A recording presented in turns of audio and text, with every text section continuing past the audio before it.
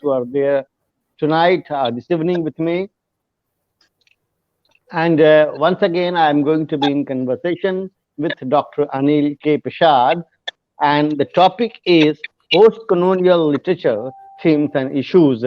As for the introduction of Dr. Anil, I have been saying in almost every program that I am doing with him that he barely needs any introduction, given his wide range of scholarship in terms of writing, in terms of his international experience, and of course, a very widely acknowledged scholar who barely needs any kind of introduction, to say the least. So, without any further much ado about nothing, while welcoming the viewers also, like Dr. Shalendra Mishra, Dr. Saloni Prasad, and if anybody else is there who I cannot see, my apologies for that because I cannot get the name of the person who is to be there. So let's go back to sir. My first question to you. Thank you very much, Dr. Anil. Welcome, Dr. Anil Thank Prasad. you. Welcome, sir. Thank you. Yes, Thank you. and are you ready now for the volley of questions which I am going to fire this evening? Yes. Okay, so let's begin with a very simple question. Since we are talking about post-colonial literature, themes and issues, and it is a very particularly very vast topic. It is very huge. It is very profound, very deep. So going into that and doing justice to it will not be possible in a single session. Nevertheless, we will try whatever we have within our wherewithal to try to talk on it. And of course, when somebody like Dr. Anil Prasad is there, I think every aspect or facet of it will be gone into or looked into or examined or evaluated. So my first question to you, sir, what are generally the themes and issues which abound this post-colonial discourse? And a part of the same question is this, that why it is called a discourse, sir? Thank you very much for beginning this talk. I would like Thank to you, sir. thank also Literary Responses for this series of talks which we Sir, have been continuing. The question is uh, this, that the whole discourse of post-colonial literature centers around the figure of a colony. okay. Please allow me to answer this question uh, by giving me a short definition of Okay, sir. post-colonialism. That's your choice, your Let discretion, your me carte blanche. define Yes. it, and then I will discuss its major themes and issues. Okay. Post-colonialism, without the hyphen, involves a studied engagement with the experience of colonialism, its past and present effects. Okay. To make it more explicit, it is a critical academic study of the cultural legacy of colonies. Now, postcolonial theory is a body of thought primarily concerned with analyzing the political, aesthetic, economic, historical, and social cultural impact of European colonial rule around the world in the 18th through the 20th centuries. Now, we can say that post-colonialism is a general domain of intellectual inquiry.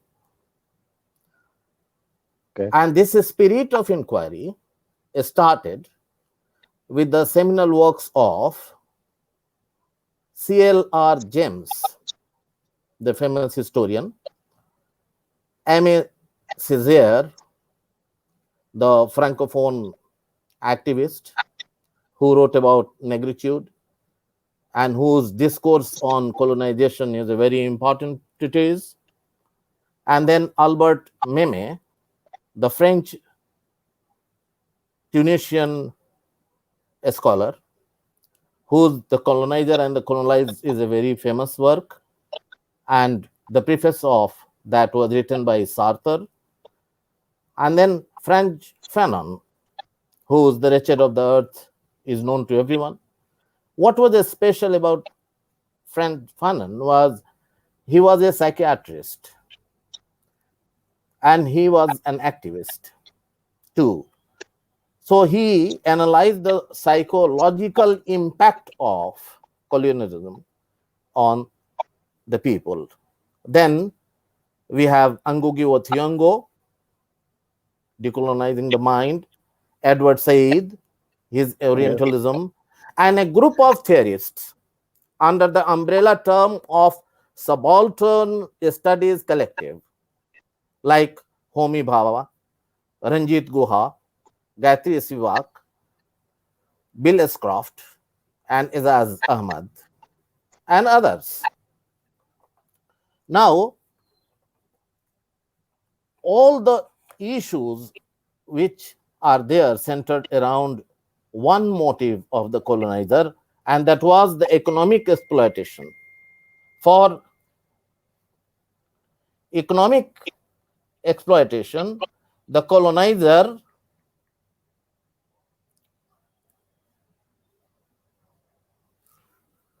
let me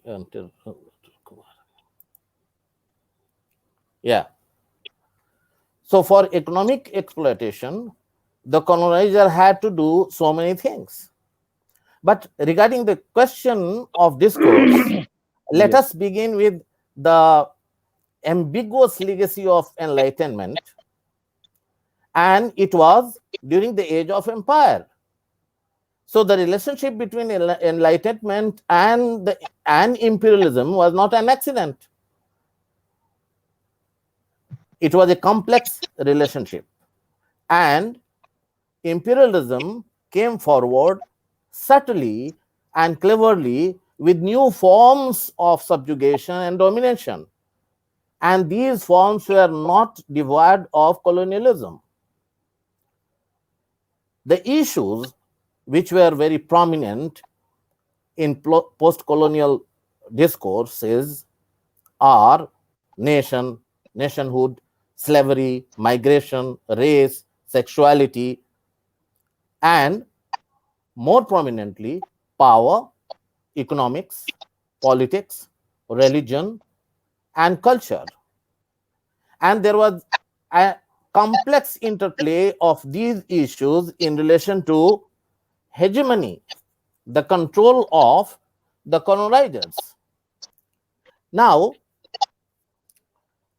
post colonial literature represents all these conditions and issues, and it comes from various sources and inspirations, and therefore it includes works, a variety of works in its fold.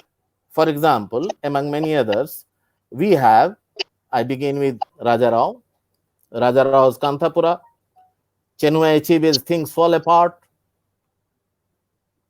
Rushdie's Midnight Children, J.M. Coates's Waiting for the Barbarians, Michael Ondat, the Sri Lankan Canadian writer, The English Patients, and even Samuel Beckett's Murphy, that was published in 1938. There's a very interesting book by Patrick Bixby, Samuel Beckett, and the post-colonial novel published in 2009. Then Toni Morrison's Beloved,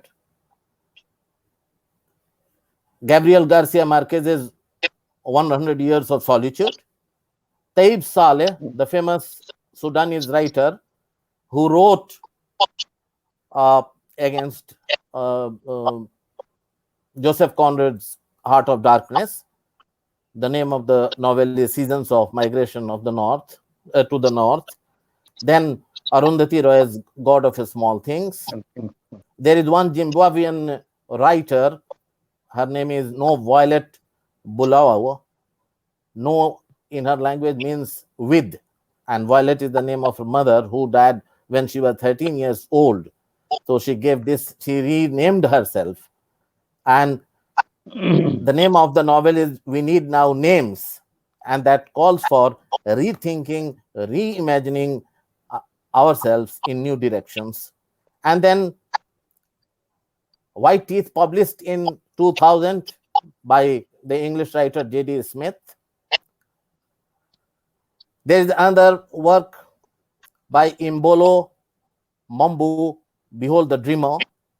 She is a Cameroonian American writer. This book was published in 2016. What I mean to say that this post-colonialism is not has not come to its end, but it is a continuous process and it is still going on. And we have terms like colonialism and post-colonialism and neo-colonialism, and by extension, when we come across Edward Said's culture and imperialism, we will talk about it later. And then we have the latest book which I have included, that is Chimamanda Ngozi Adichie's Purple Hibiscus. It is about conversion. She is again a Nigerian writer, and the book, the story is set in post-colonial Nigeria. So here, coming to the end of your question, that post-colonial literature is a broad term that includes literatures by people from erstwhile colonies of the colonial world, as well as from the various minority diasporas of the West. Okay. Thank you very much, sir, for a very comprehensive answer to a very pressing question that what we do generally have when we talk about these post-colonial discourses across the globe, not in the in a particular context or not in the Oriental context only. So my next question, let's move on to the next question because I've given a very satisfying and a very comprehensive or a compendious answer. Hasn't left anything to be desired in terms of a response to the kind of question that we had. Now, my next question is, do you think post-colonial is all about reviewing the excesses of the imperialist powers, more so in the context of the colonized who were assaulted, oppressed, their nativism was completely dashed away, dashed off, and and this was a kind of a political and cultural assertion across the globe where the whites held the political sway or authority. Sir. Yeah, you are right. It is about reviewing the excesses, but it is not all about reviewing the excesses. Right. I have already mentioned the works across the globe about the writers until 2016 who are writing about post-colonialism in their work, of different types of post-colonial dimensions are there. Okay. But post-colonial writers are not just interested in decolonizing the political structures. Here, we should refer to Ngugi wa Thiong'o's Decolonizing the Mind. The post-colonial writers are interested in decolonizing the mind to gain mental and cultural freedom from the structures and philosophies of colonialism. Decolonizing the mind, it is not just a political thing, it is also a cultural and mental thing. I just refer to Frantz Fanon because his interest was to free the colonized from the psychological impact. He was a psychiatrist, he was a famous psychiatrist. Impact of colonization. So, here it is about the psychological understanding of the excesses of colonization. So, the term post-colonialism, to my understanding, needs to be reinterpreted, because it also reinterprets the Western canon. And canon is increased, and we have now literatures in English, a new term, literatures in English. We are coming to that when we are talking about Anglo-Indian, Indo-Anglian writings and Commonwealth literature, and then how by extension it has gone beyond that to expand the canon. And a variety of fresh and diverse perspectives are there in post-colonial literature. So it is not just about reviewing the excess, it is more than that. Okay. Thank you, sir. Moving on to the next question. There is a question from the answer which you gave. I have a question, sir. That you refer to the term decolonized. Do you think that today, when we are talking in the studios, discussing the aftermath of the post-colonial excesses, the political abuse by the imperial powers, do you think we stand completely decolonized psychologically and emotionally? Because what we are wearing right now somehow tends to remind that we are under still a spell, under still a colonial spell. You are 100% correct. Today, I put on this tie Yes, and so just to show did I. that Yeah, we are mimic men. yes, What VS Nepal says, we are mimic men, and there is a hybridity, and there is a kind of double personality and a split personality, and there is something that we are moving in two worlds. We are talking in English. That is another example of that. Our there you mother are. Yes, tongues are very different. So here, our duality shows our our duality shows that we are not completely decolonized. Look at the. I give you one example of the publishing houses in India: HarperCollins, Penguin, Women for Kali, Kali for Women.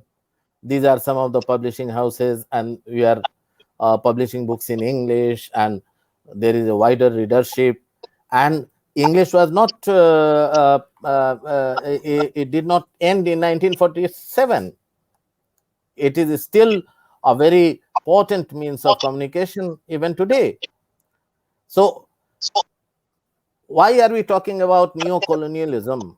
Why are we are talking about culture and imperialism? Why we are talking about hegemony? Why we are talking about colonization, post-colonialism, not in terms of geography, not in terms of territory?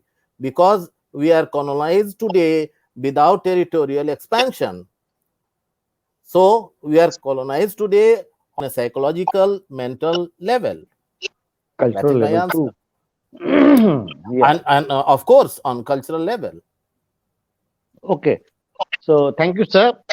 Let's move on to the next question, which is do you think this post colonial discourse is a kind of retributory response from the writers of the East in particular, and those who have settled down in the West, and they have been launching a kind of a veritable tirade against the colonial powers of yore and the colonial powers of even today, who have somewhat dominated our psychology, who have completely uh, done away with our cultural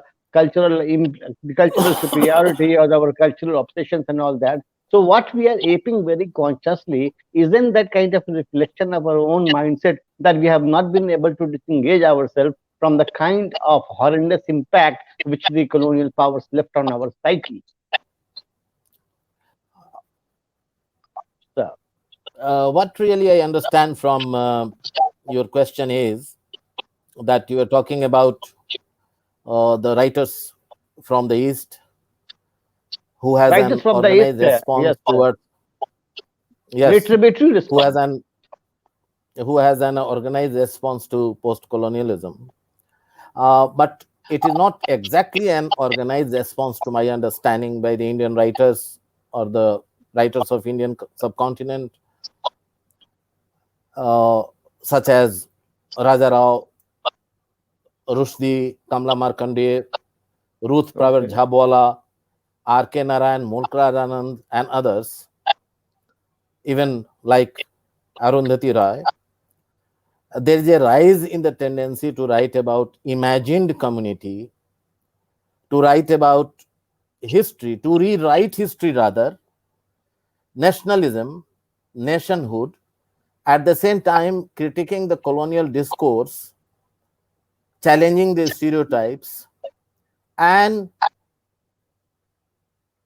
praising, I do not want to very difficult words, uh, praising of cultural identity. Now, as I said, English language did not disappear in 1947. Yes, it did not, and it will not.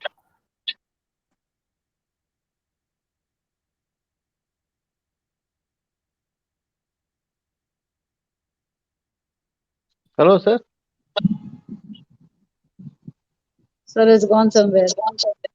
I haven't gone somewhere. He has vamoosed temporarily.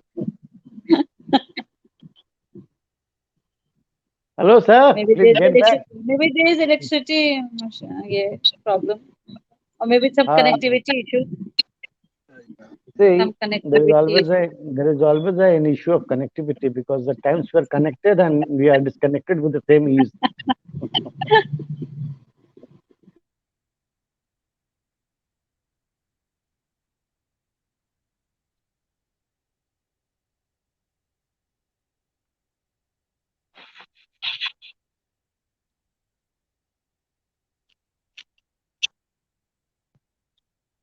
Sir,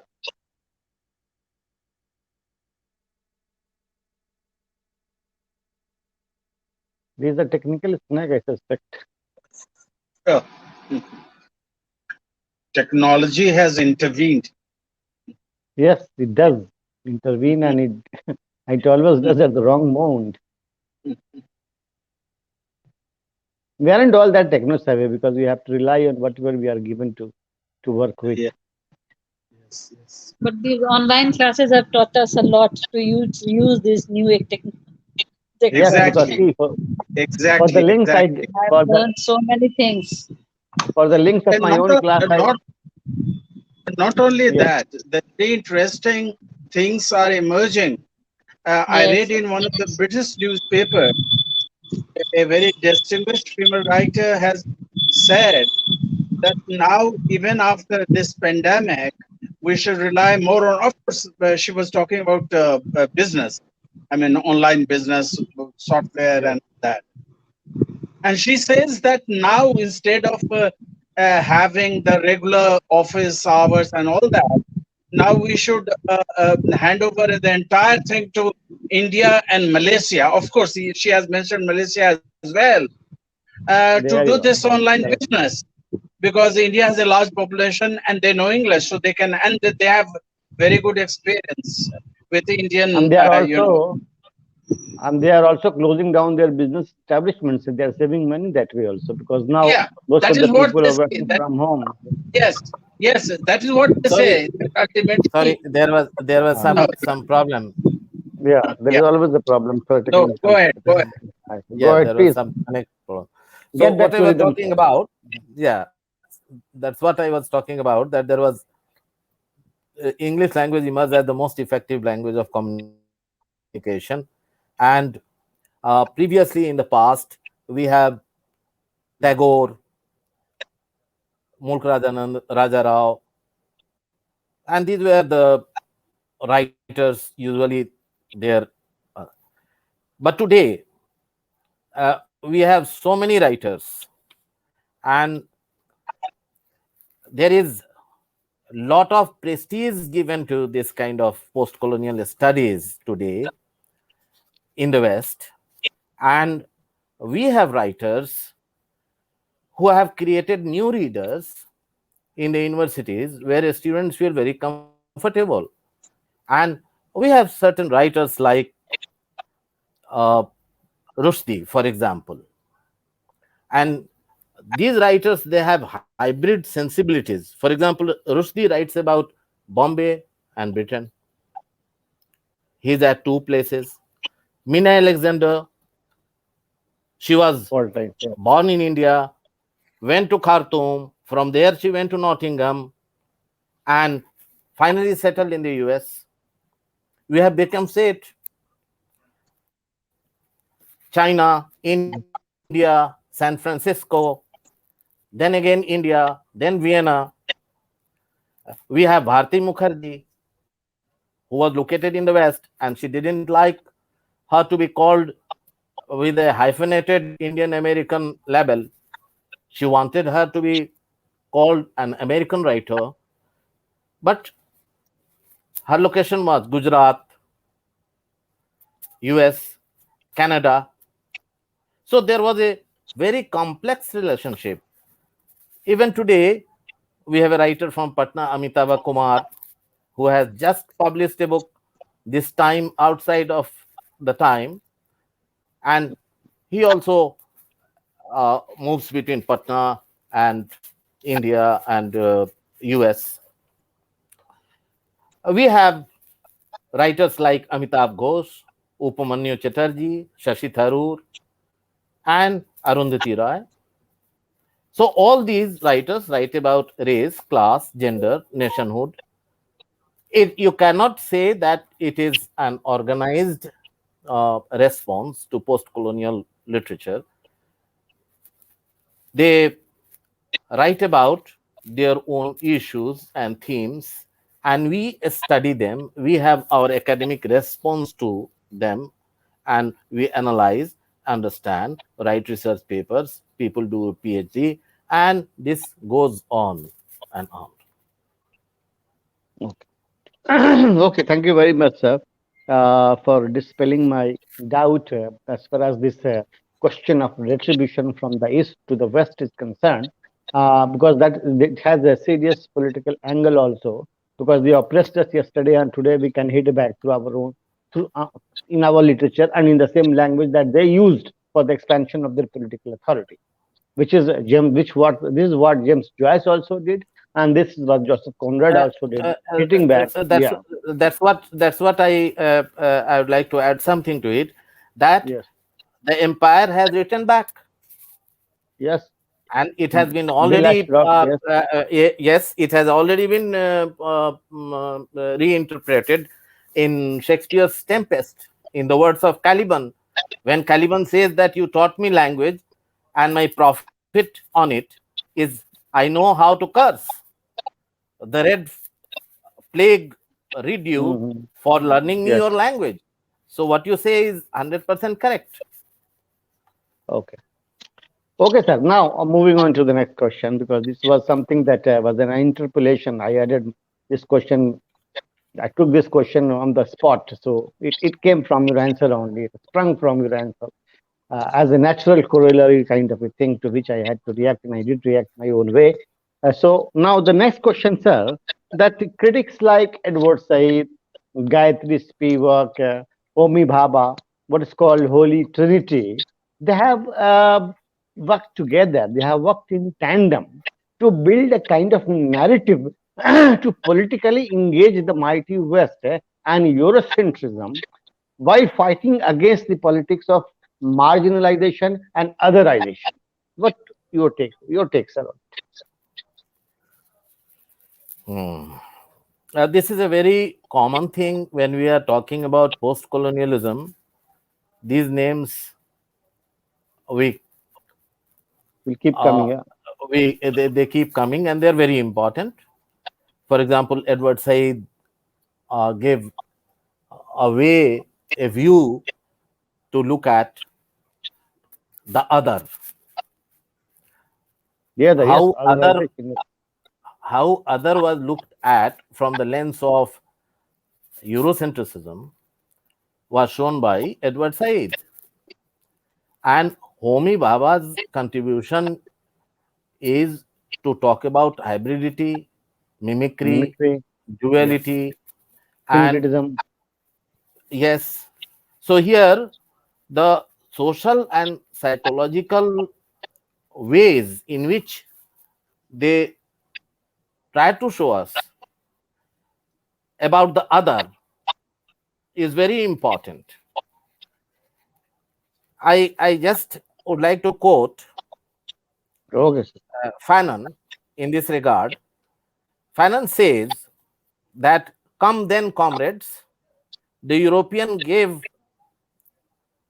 the European game has finally ended. We must find something different. We today can do everything so long as we do not imitate Europe, so long as we are not obsessed by the desire to catch up with Europe. So, this is the tendency there to mimic.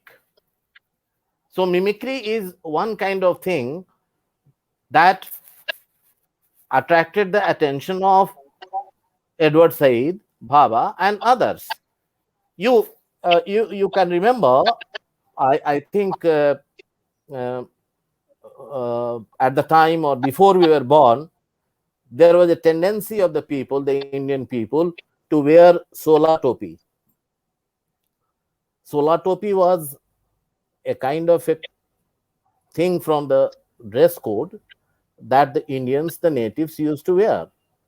So it is a Yes, kind yeah. of mimicry, but at the same time, it is a kind of a way to show that the colonizer's ways are hollow. So to show the hollowness of this, the idea of mimicry has been put forward by Bhabha. Mimicry is a very simple thing compared to hybridity. Orientalism is a vast thing that that is a kind of a scathing attack on the Western scholarship. And how, there is one more thing that I would like to add, that Edward Yes, Said was influenced by Foucault. Foucault's ideas of knowledge and power, and how Gramsci's ideas of hegemonic, how knowledge is created to dominate in power, was very important. So these were the things very important for understanding post-colonialism. And then came subaltern studies put forwarded by, it was started right, right. by Ranjit Guha and then popularized by Gayatri Spivak and others.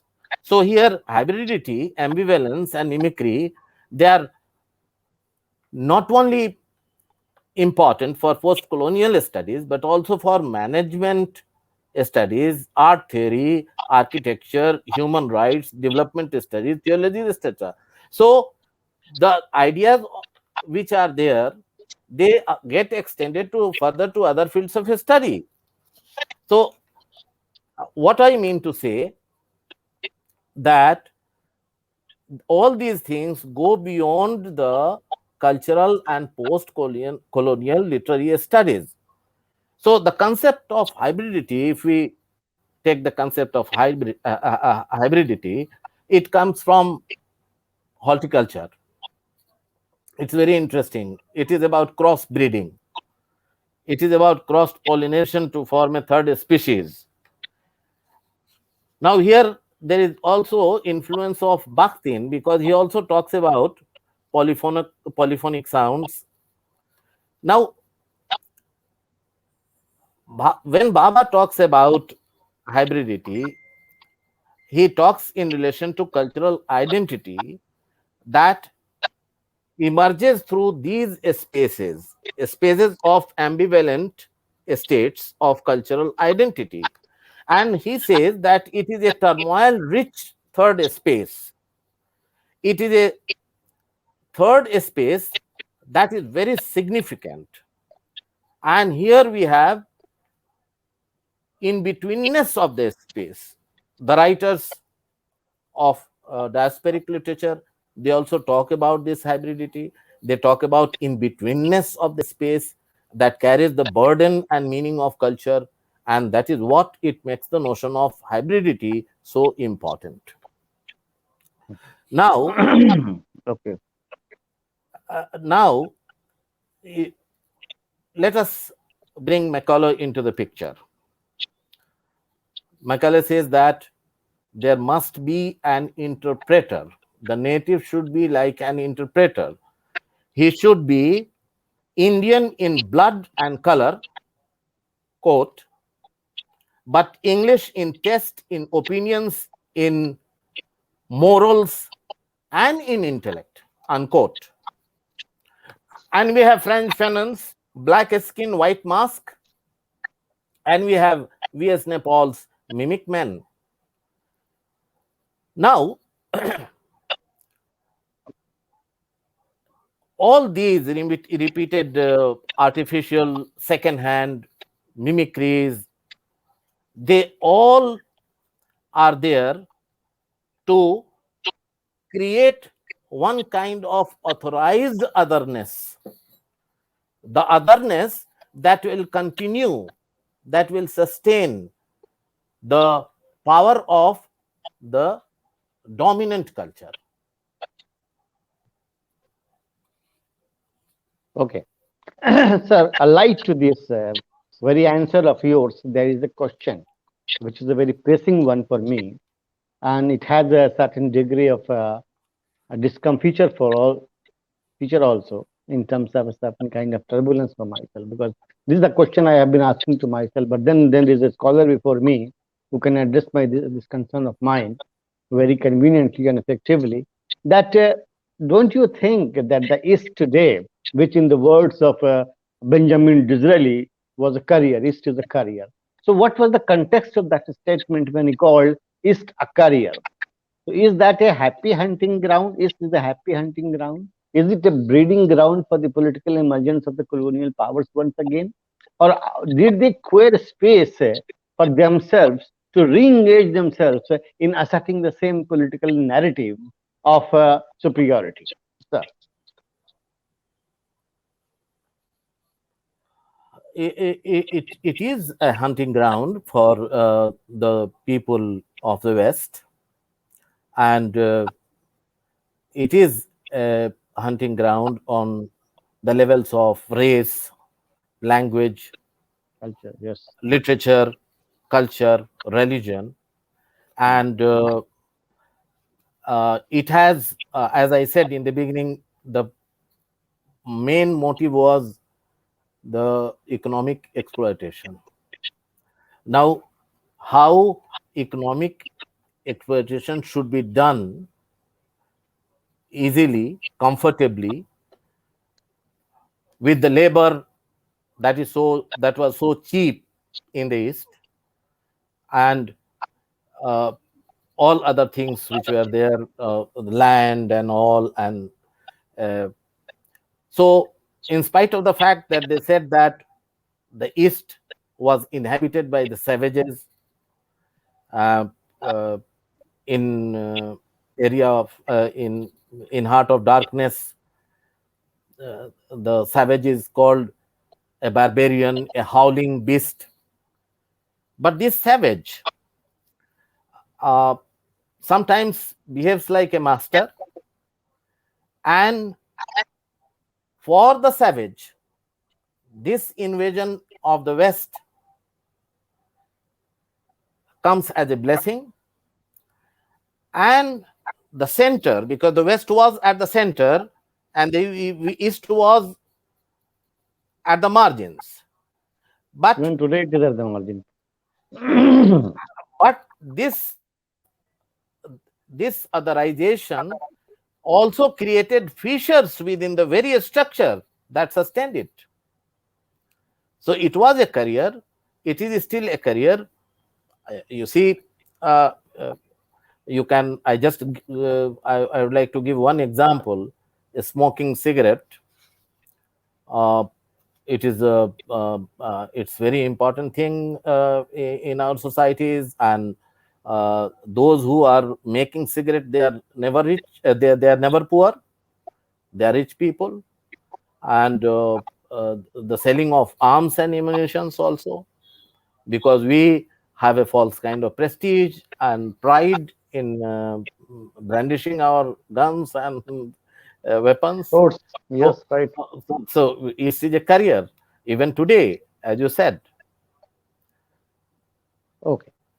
Sir, there are some writers, what they are basically dubbed or billed as post-colonial critics, like Mina Alexander, like Gayatri Spivak, like Homi Bhabha, like Edward Said, like Dibesh Chakrabarti, these people, what they have done, have they really managed to create a kind of narrative which can take on the Western authoritarian imposition of literature?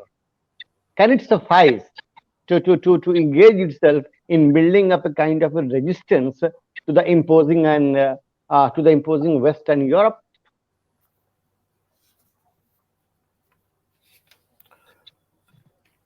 Mina Alexander has Yeah. her memoir, Fault Lines, and Okay. that is a very well written book. Hmm. Gayatri Spivak, she is from the group of subaltern studies. I will come to that. I have a question on Gayatri Yes, Spivak also Dipesh separately. Chakrabarti and all the names you have taken. Yeah. Uh, they have been successful to some extent in taking the, we all know about the genesis of the word subalternism and all this, Antonio Gramsci and Gramsci and all all this. this, Yes. we all know. But there is one thing, I quote, history from below, unquote, voices from the below, quote unquote. Now what they have done, there were some historians before like E.P. Thompson, Raymond Williams, Eric Hobsbawm. They talked about the voices which were not heard before, to hear those voices, to take into account their trials and tribulations, as uh, uh, uh, what is her name? Gayatri Spivak has taken the story, the novel by uh, Mahashweta Devi, Astan Dayani, Yeah. and Right. tried to hear the voices of those who were downtrodden, those who were on the margin. Those voices never were heard, the working class people. So, voices from the below, the peasants, the workers, and the people who are not literate, they don't have any say in any matter. So, they have created a kind of discourse in which these voices were heard, and that is the contribution of subalternism. There is a story uh, prescribed in schools, I think. Here I watched the um, play. It's called Bayan. Bayan is Diane, which it is a story by Mahashweta Devi. It's a very powerful story in which a very sane woman is hunted as a witch, and she is forced to live in the woods, and nobody knows that she is sane except for her son, who is living with her father, and she is hunted all the time. She cannot come into the village, but she saved people from a train, and she was given reward for that. Now these kinds of things which are there, written by Mahashweta Devi, she talks about the downtrodden, the people who are voiceless. Her voices were given and they were heard. So this kind of filling the gap, this kind of filling the gap, listening to the uh, um, uh, creative and narrative in which there are gaps, to formulate the unformulated, the gaps, what Wolfgang Iser says, the in reader's response theory, Really. that Yeah. to fill the gap, to hear the things which are between the lines here, to hear the people who are not like us. They are not elite, they are not students of, they were not students of St. Stephen's and the Dune school like Bikram Seth and Shashi Tharoor. They live in the cosmopolitan places, either in Delhi or Harvard or other sites of universities in the US, and they write and they theorize. But here, The stories are written by the writer who goes to the tribal areas and she talks to them, takes the material, looks at their trials, and she writes about. So when they discuss all these things, something gets, something emerges, and this is very important from my point of view. Okay, sir. Thank you very much for a very deep insight that you provided us on that question. My next question, moving on to a very general kind of a question, which ideally should be there in everybody's mind. That Gayatri Spivak wrote a very celebrated essay, Can the Subaltern Speak? Alternate speak. Can the Subaltern Speak? Do you think that indirectly she was trying to refer to the political incompetence of the East to compete with the Western political authority?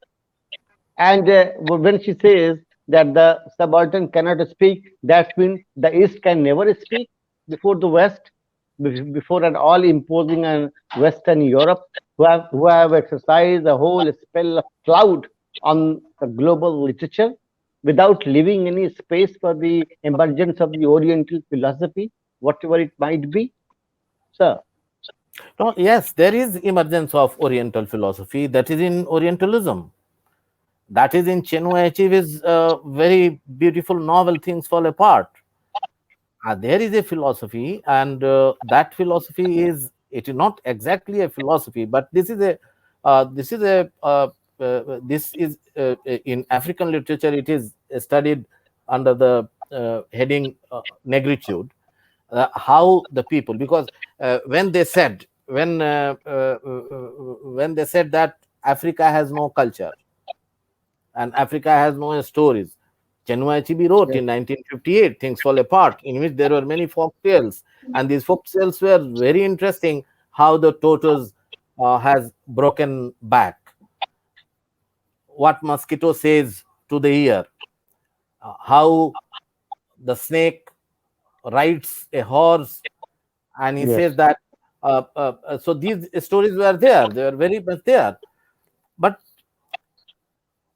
in Indian subcontinent also there is a pattern that emerges in stories, and people write about many other things, many new things about transgender, about the homosexuality, about many gender issues, and many suppression of the consciousness which come on the surface, and lots of things are there being resisted, and they come with the motive that we can uh, put in post-colonial literature.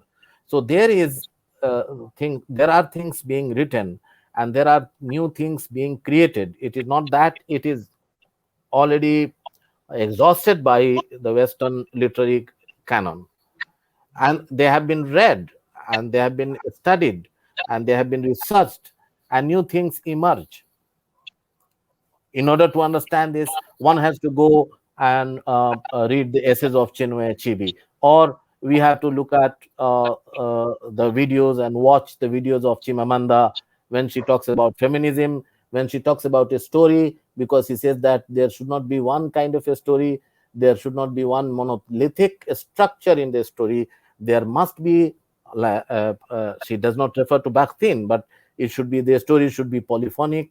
They should be written from the point of view of the hunted, not only from the point of view of the the hunter. hunter. Yes. Yes. Okay, so thank you very much, sir. But then there is again a pressing question for me, Hmm. that there are two kinds of otherization.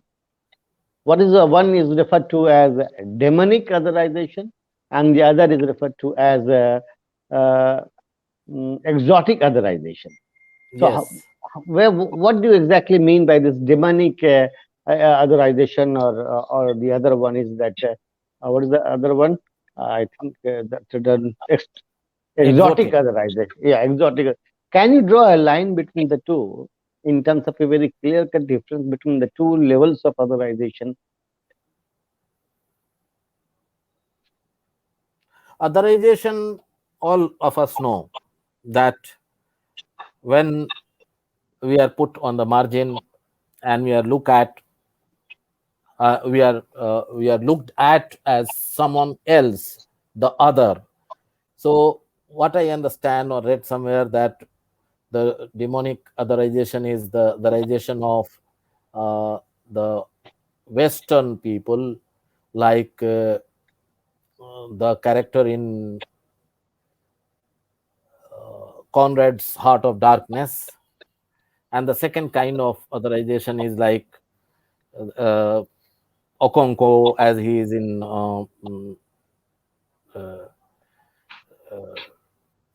Things Fall Apart, or Friday in Robinson Crusoe, something like that, as I understand.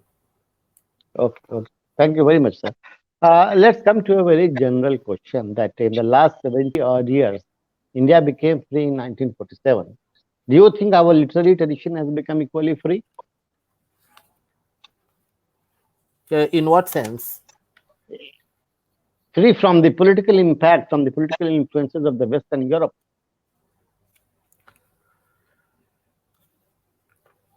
Its impact on our literature. For example, just a minute. For example, I give one example that Dr. Shalanan Mishra can also react to it later on when we will ask for his observation.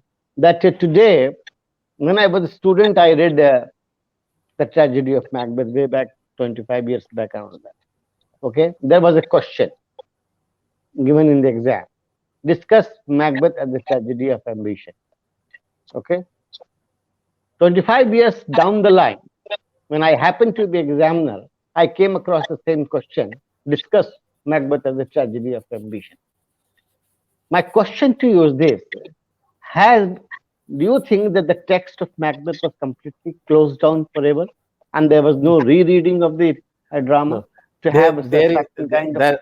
that's what that's a very interesting question, because a text is never dead.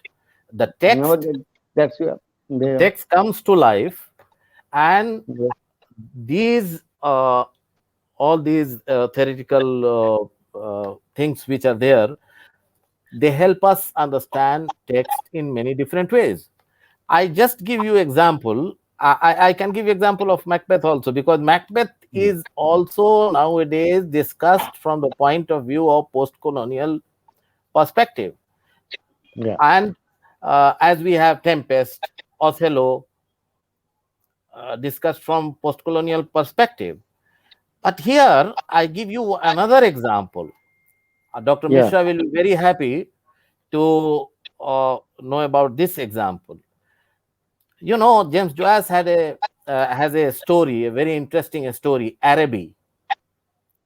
He wrote a story, Araby, in Yes. his volume Dubliners, and Araby was published in 1914, set in the Northern Ireland. Now, very few people. I like this story very much, and we talk about this story and how beautiful this story and how the character is described, and there is a blind LA, and he is trying to go to the bazaar of the East. Now, this story has been discussed from post-colonial perspective, and it is discussed from the point of view of cultural, political, economic, social domination of Britain over Ireland, specifically Dublin. And the researchers, the scholars, they have shown language, the post-colonial language, the post-colonial concept of inferior and superior, the post-colonial concept of hybridity, and that will be very interesting for you, the post-colonial uh, concept of cultural polyvalency, and the concept of self and the other. Now, when you are saying that a text, when we were a student, we have we used to have questions, set questions, but it is not the some people have written on Macbeth papers taking the imagery of nature from the point of view of eco-criticism. Many people, I have written a paper on Westland from the point of view of eco-criticism. I have a eco-critical reading of the Westland and eco-critical reading of Faulkner's The Bear novella. I had semiotic study of The Bear novella in which I talked about environmental consciousness, which was propounded by Lawrence Buell of Harvard University. I presented this paper in China. So you can, nobody can restrict the reader to look at and limit the reader for one perspective. There could be different perspectives, and all the perspectives must be considered valid. So there is no doubt about it. Now, how Araby is considered a post-colonial story? Because he wants to explore the East, the bazaar, and he considers himself like a knight, like a knight, like a knight, like the colonizer, like the victor, like the one who has the power to go and look at the bazaar, that is the East. So here we have a very significant story that is that I have given you as an example, and there are many other works in which people talk about. For example, as I told you last time, in our previous discussion, I talked about Buchi Amichata's very Yes. important book, Joys of Motherhood. It's a post-colonial book. It's a very important book from the point of view. But the other themes cannot be ignored. People can research on other themes also, on the irony of motherhood, and it can be connected with the situation today, that how old people are neglected, their children are away, they live abroad, but they are just neglected, they are left in the old age homes. So a book can, you know, Dr. Ashrafi, just I will take a few minutes. Okay, sure. I Richard said that a book is a book is a machine to think. And Byron has a very important quotation. He says that a drop of ink make a million think.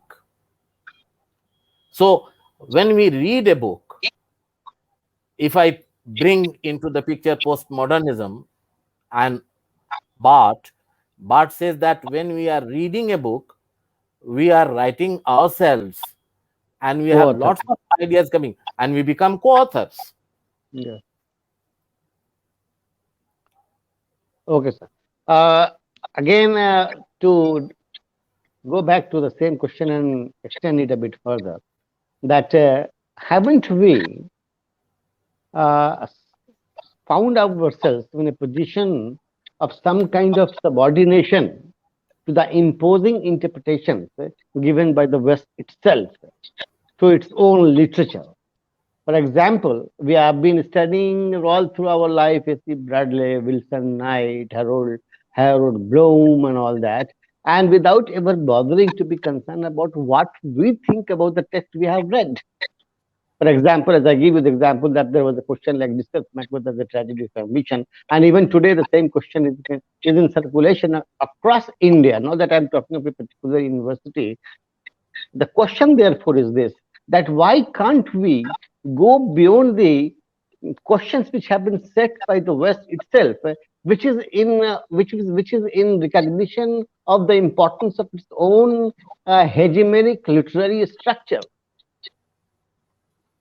sir? Yeah, as I understand your question, uh, it is it is in the universities, in the classrooms, We do not want to go beyond that set pattern, That's why. That's the question is why can't we go beyond the set because question? Why we maybe can't break that myth? That monolith, the people, that uh, monolith uh, needs to be broken. yeah, Sir, it has excuse to be me. broken. Yes. This monolith, this monolithic structure of interpretations must be broken because we can use our own sensibility in interpreting a text. We have read that. Why to subscribe it to with the view of A.C. Bradley, and why to subscribe it with the view of the others, Harold Bloom and Bill Bryson, and then Wilson Knight and all that? He calls Macbeth the Lady Macbeth the fourth witch in the play, and the whole rest of the world keeps applauding as the fourth witch, fourth witch, fourth witch. I don't agree with the contention that Lady Macbeth is the fourth witch. She is the most sensible character in the drama, much more sensible than Macbeth himself. And how do you react to this question? And this is a post-colonial attitude. I will not buy what you have said or uh, what you have I, been I saying for a very long time. I would like to take this opportunity to answer the same question in a different way. Okay, Uh, sir. One of my colleagues, Professor Dvijen Sharma and Professor Jaya Prasad, they have questioned. They have questioned that why do we need post-colonialism? When do you think it will die? And Yes. there is a question from Dr. Jaya Prasad that what lies beyond post-colonialism? Will it remain an unending preoccupation?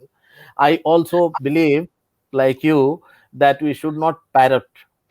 We should Not not parrot, do. it's We a should not do stereotyping. It's parroting. stereotyping And of interpretations. Yes. talking about stereotyping, we become stereotyped. So we Okay. have to give free Let your freedom mind. to Yes. students uh, Think on their own. to think on their own and to apply their own critical standards by studying the uh, uh, critical works of Harold Bloom and I. Richards and Eliot. But I would like to answer this question of Professor Dvijen Sharma that why do we need post-colonialism? This is very, from my perspective, we need post-colonialism to understand the legacy of colonialism.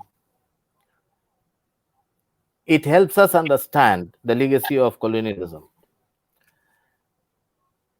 For this, the text must be read well and it must be Reread well. Yes. taught well. When we are talking about mimicry and hybridity,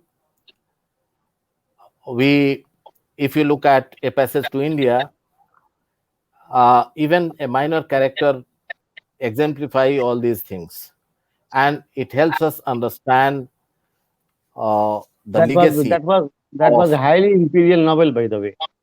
Yes, but the important question is that will it remain an unending preoccupation? When do you think it will die? This is a very interesting question because can we talk about post-colonialism all the time and we give seminars and we write papers and we look at this? I would like to quote Martin Heidegger in this regard. If Professor Sharma is still watching, and Dr. Jaya Prasad is still there, I would like to quote Martin Heidegger that every mere ism is a misunderstanding and the death of history. Every mere ism is a misunderstanding and the death of history. Now, here comes new historicism to our rescue. That's what the We, question is. Yes. we can study new historicism and apply new historicism instead of post colonialism, and we will be benefited because the traditional and the new things will be combined together. The time, the writer, and the critic, all three will be taken into account, and we will have the text and the historical context. And Okay. that is how I come again to your question that Merchant of Venice was not anti Semitic when it was written, but now it is anti-Semitic. The question was not relevant a century ago or 2 centuries ago. So here, the you can see that Donne's poem again came into picture. So there is no uh, impermanence of literary criticism. Literary criticism is permanent, but it That's should fine. be it should be it should not be repeated the same thing again and again and again. When I talk about mimicry and hybridity and duality, I think Hmm. that I am repeating the same thing and I am not saying anything new. So here, look at the new historic reading of Heart of Darkness, in which instead of mimicking, there is a reverse mimicking also. The reverse mimicking is that Kurj, he goes native. And we have lot of examples in India that many uh, uh, colonizers, the officers, they uh, took the dress of a Nawab and they were writing ghazals and they were behaving like native and all this. So this opens a new dimension. It is only possible if we have a new historical approach. And it is nothing new. It is something that came from 10. And here we have James Joyce's Araby, we reinterpret, we have Beckett's Murphy. So new historicism is not, it says that history is not dead, it is alive. It is alive. And when we are talking about neocolonialism, we are doing the same thing again and again. We are adding nothing new. So I feel that new historicism can help us understand the world of imagination that is in the novels and short stories better. And history is not dead, it is alive with new doors of interpretation. That's what I have to say. So, Professor Sharma, I think that uh, uh, there is a scope for new interpretations. And Dr. Jaya Prasad, I think that there is a scope for new interpretation, and we cannot we cannot stop ourselves from explorations. Our explorations will go on and new things will turn up, like Micawber in David Copperfield of Charles Dickens. Something will turn up. Something will turn up. You have to be hopeful. Okay, sir. Thank you very much for taking the question. That was somewhat a very disconcerting one because we have a tendency to subscribe to whatever is given to us with the West and Europe without ever questioning them. We don't question their narrative because we think it's beyond our intellectual capacity to question them ever or to pin them down to any explanation. Because in the words of this Ronald Barthes, when he says in the reader's response theory that the text is a multi-dimensional space where a variety of text, none of which is original, bends and clashes. The text is a tissue of quotation drawn from the innumerable centers of culture. So, how can you close the possibility of interpretations when you are reading a text on your own, rather than to buy what Mr. X or what Mr. Y said? And other question, sir, which is almost a constituent of the same which I asked you, is that why do we very conveniently reconcile to the iconic and canonical status of Shakespeare as the greatest of dramatists for all times to come? Doesn't it challenge your sensibility? Doesn't it question your own literary senses to take this kind of a Western dictation and still you say, okay, you go gaga about it? I Sir, think you have two questions. The please. first one is about Ronald The, Barthes. yes, the The text is a text is a tissue of multi-dimensional space, quotations. yeah, Yes. drawn from innumerable centers of Barthes culture. says Yes, that sir. the text, the meaning of text is not in the origin but in its destination. Means he gives the importance of readers, and The readers must be prepared, must be equipped to look at the text, to do a valid critical appraisal. So, when he says That that the means text is a tissue of quotations and uh, drawn from innumerable centers of culture. yeah, centers of culture, in that respect, whenever I read this, I look at and I remember Eliot's The Westland, because it is a tissue of quotations and it is drawn from different cultural reservoirs of Yes. knowledge and philosophy and whatnot. So this is uh, to some extent correct. The second thing is regarding Shakespeare. Yeah. George That's a Bernard very Shaw pressing once, question, by the way. George Bernard Shaw That, once said yes. that we must get away from Shakespeare. Very good. Very well said. We have Christopher a Marlowe. proverb that says that the big tree does not allow the small saplings to grow. Grow. Yeah. They are nipped in the bud. But before they are born. I again give you an example from Things Fall Apart, in which Okonko is a famous wrestler of 9 villages, and he was praised for that. But his son, Navoe, or I think I pronounced the name correctly, he is converted to Christianity and he is somewhat effeminate. And whenever Okonko looks at him, he feels very sad. And one day, in a state of uh, sadness, he looked at fire, and fire was extinguished. And he, the authorial comment is that big fire end in ash. So this is what has happened, that if there is a big writer and everyone talks about that big writer, the others cannot come forward. Challenge. This happens also. This happens also in case of Eliot, and that's why the movement group of Philip Larkin and they were against myth making, and their poems were is very simple, and they could be read and understood by the people who cannot go to the references, and those who have not read Gita and Brihadaranyaka Upanishad and so many things. So it happens like that.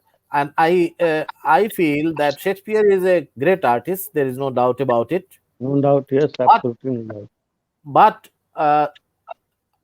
everything cannot emanate from him. There must be something new. There must be some new creations and new experiments and new artistic creations. That is true. Okay.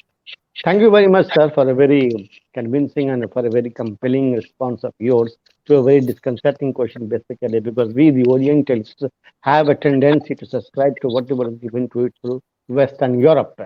And we never challenge that. We never challenge that because we stand reconciled to it.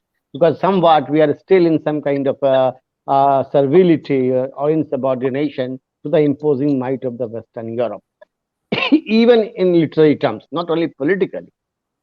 My question to you, sir, my question to you, the next question, and that possibly should be the last one, that do you think that this history, what we call history, is not the history, it is a state-driven history. And this new historicism seeks to put things in a different perspective while trying to script something that which is very universal, something against what is considered as very universal, as something unchallengeable, as something which is basically unacceptable. So this acceptability factor through this idea of the new historicism of the written history, can it be really challenged through new historicism? This is my question to you, sir.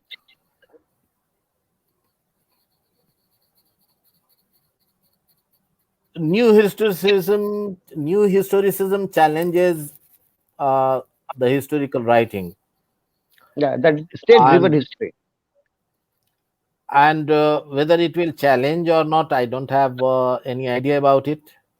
Honestly speaking, I have not read much about this kind of thing.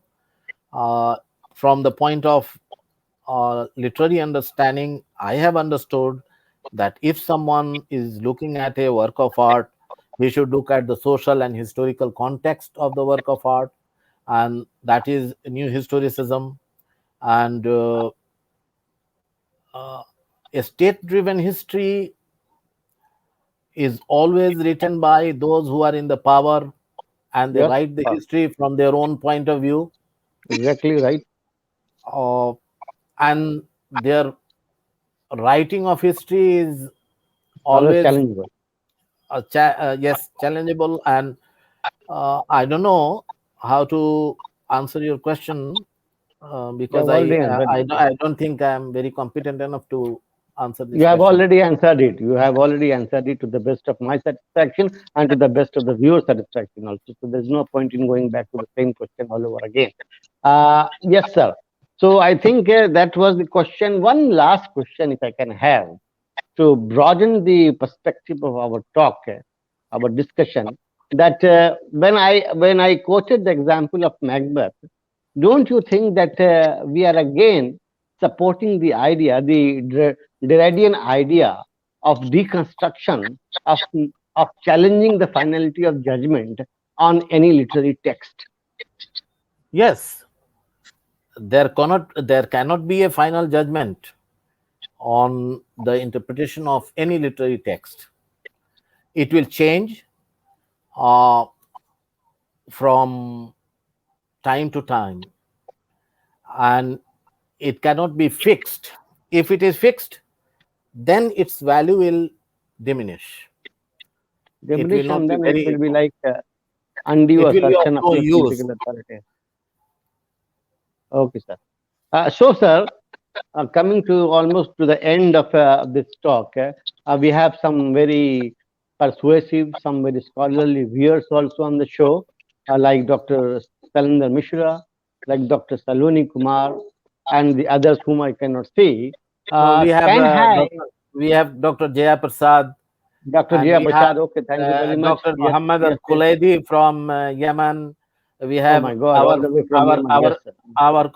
our colleague Mr. Abdullah Shahabat from Saudi Arabia. Oh, that's All very, these very, very people are kind of him to watching, be here on the and show. yes. Yes, sir. Yes, sir. So, can we have some questions from the viewers if you think they have any observation to make, and that If they can, we will welcome that. write, we can. Yes, Yeah, they can write. if they They can can write. write. But then before Dr. that, Sharma, let's take the observation of Dr. Shalendra Mishra, for yes, based on whatever yes. we have discussed so far. We Sir, have please. Dr. Hussein Mohsin. We have Dr. Abdul Hafiz Al Faqih. We have Okay, Dr. okay. We are Mahesh thankful to Nayak. everybody. We are thankful to Dr. Mahesh everybody who is Nayak is also there. He's a very young scholar. Yes, Dr. Mahesh Nayak is an authority on post-colonialism. at a If he very has any tender age, questions and observations, at a we very have tender age, he has gone on to become an authority of sorts. So Dr. congratulations Sujit to Verma, him. we have Dr. Bushra, we have To lot Dr. many Syed people. Yes. Raja, and many colleagues, Dr. Taher, Ahmad Taher. Oh, from So, Egypt. no, he is from Yemen.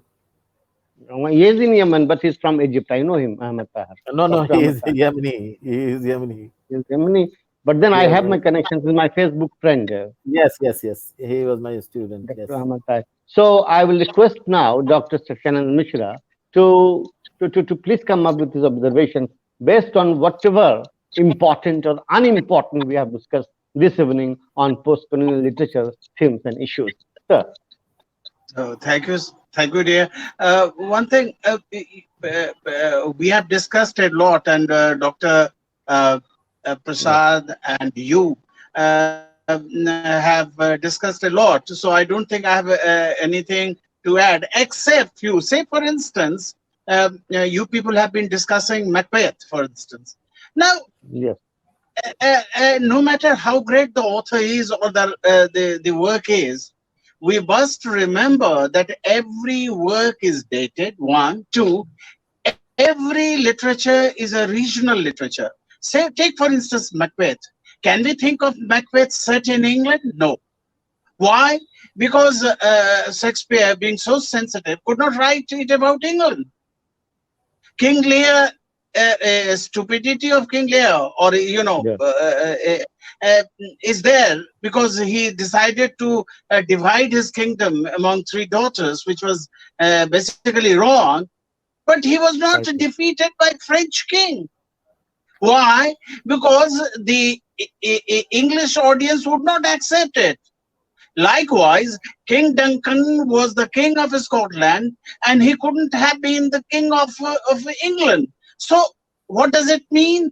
That the authors, no matter how great he is, no matter the author is Shakespeare, he has written with the society, with the age, with the you can say even the compulsions of the age, he can't ignore it. So basically, we have to accept. And as far as the reputation is concerned, look, I should be frank with you.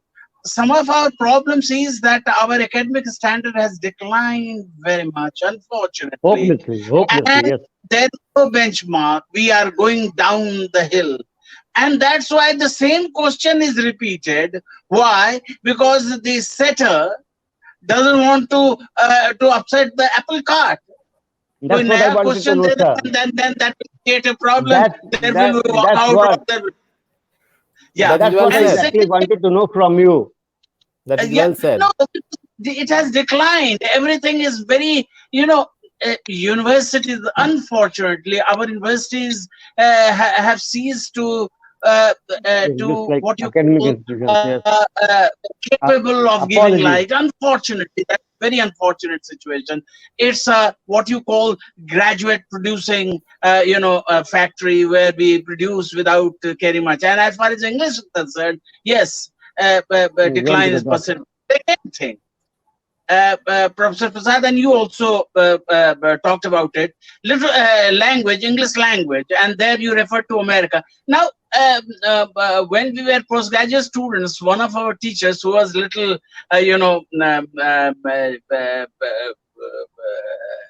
leftist, you could say, used to say that, look, the might of the dollar will see to it that American English would prevail, not British English. And you can see some of our students when they come. I mean, when we say our students with the young graduates, they are exposed to American textbooks and they follow American structure and all that. So, and there is another thing. Why should we say that English belongs to England? Say, for There you instance, go. 1 billion people, over 1 billion people, when they will adopt English will cease to be English, it will become Indian. And it Right. has become Indian. And I tell you one thing. One of the students, Indians, my friend's daughter went to University of Virginia. The instructor, the English instructor, used to say when he corrected her papers, he said that, look, this is not acceptable in Americans, but this may be okay in Indian English. So he never undermined Indian English. So we should not. And as a matter of fact, very unfortunate situation. We were a colony. English was imposed on us. We did not know even the basic alphabet of English, and yes, English. So it was a unusual. But why should we now at this stage regret it? It was done, and now we should enjoy it in the sense that now we should assert that no, English is our language, and we should use it. And we Yeah, should that's what also we're doing. realize, not in terms of a language user, but as a businessman, as a country emerging as an industrial power, that yes, we should use English as a vehicle for our advancement. And here I should tell you one thing. When I was teaching in the Republic of Yemen, one day, of course, that was their own education department seminar on all that. And they asked me why English should be taught to Yemenis. And I told them that, look, Yemen has also large, they have natural resources, means gas. And I said that, look, Yemen is emerging. Of course, unfortunately, that didn't happen, and they are in poor set. And I said that, look, should be used to exploit your resources economically. You can bargain. You may have to bargain with people in English. So Yemenis should learn English to sell your gas well. So in a situation like this, we should not be apologetic about it, or we should not discard it thinking that, oh, this was imposed. Okay, many things were imposed. Now, when a child is administered a medicine, very, not tasteful at all, we impose it because we think that, oh, that will benefit her or him. So that is the case with English. English was imposed. Okay, no problem. Now we will assimilate it. We will use it as our own language. And we should not bother about the grammar,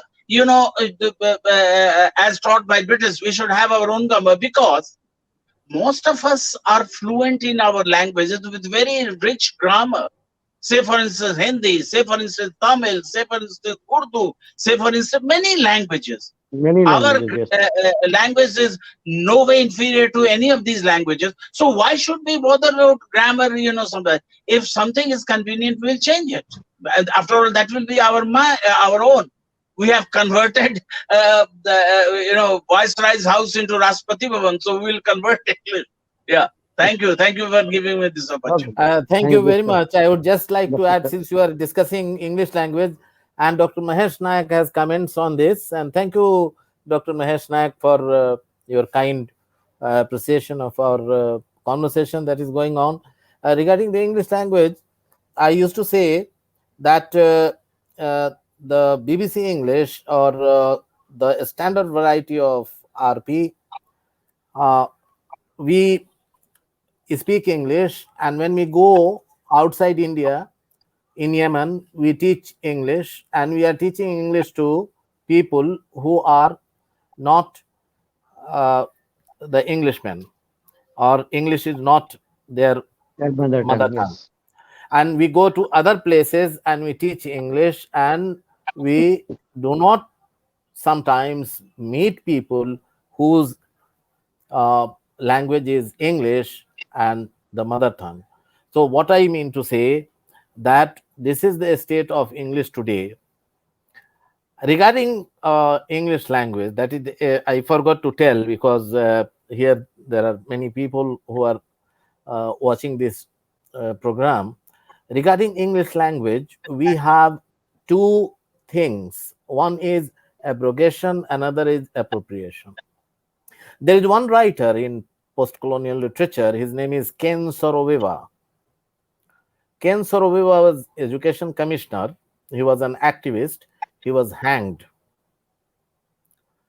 He wrote a novel, Soja Boy, The Rotten English, in which, in order to show that English is not my language and I don't care for English, he used to write English with a small e in this novel.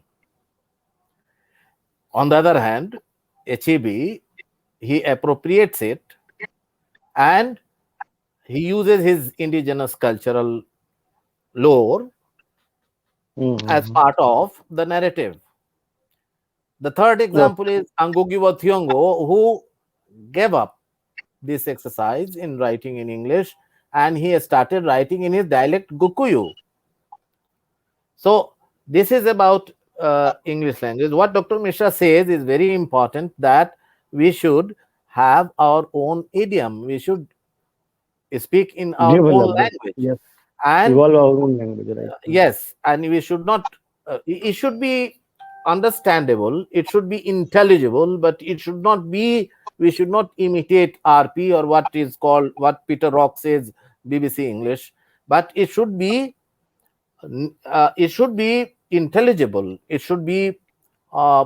It should be following the certain amount of correctness and appropriateness and accuracy. That is very important.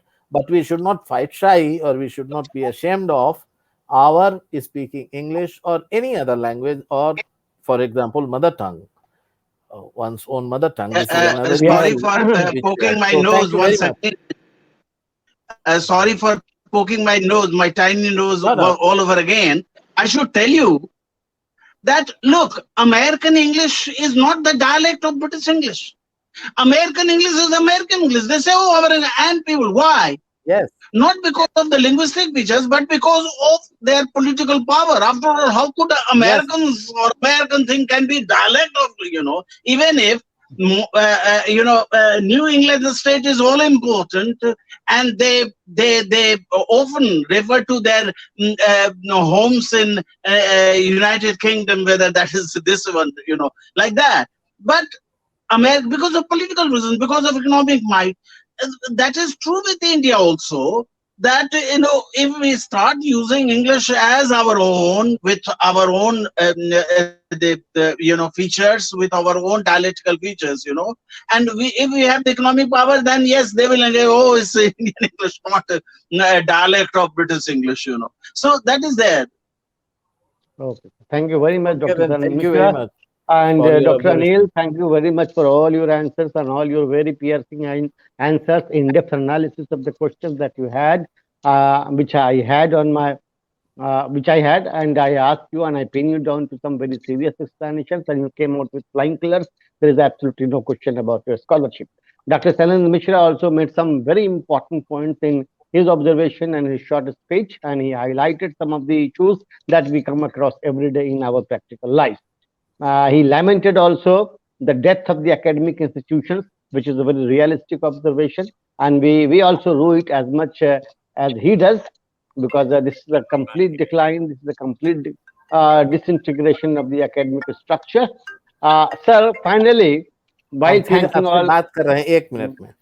while thanking all our viewers, from Dr. Shanandar Mishra to Dr. Saloni Kumar to Dr. Mahesh Naik, and to Dr. Ahmad Tahir and all that, we are grateful and we are thankful to everybody for being a participant in this, for Dr. Jaya Prasad also for being a participant in this program. And let's hope that this post-colonial literature is no longer a germaid, and this Oriental literature is not a scuttlebutt any longer.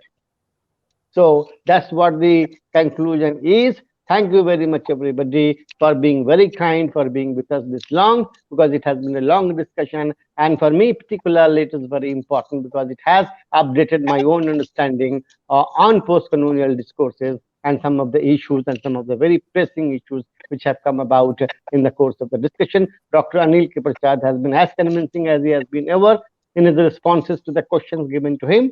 And so is everybody on the show. I hope you must have benefited from it too, because this was a very scholarly discourse, particularly from Dr. Anil K. Prasad. Thank you very much, everybody. Thank you. Everybody, and I forgot to introduce myself in the very beginning because I am Dr. Syed Afroz Ashrafi, and I'm working with College of Commerce, Arts and Science in Patna.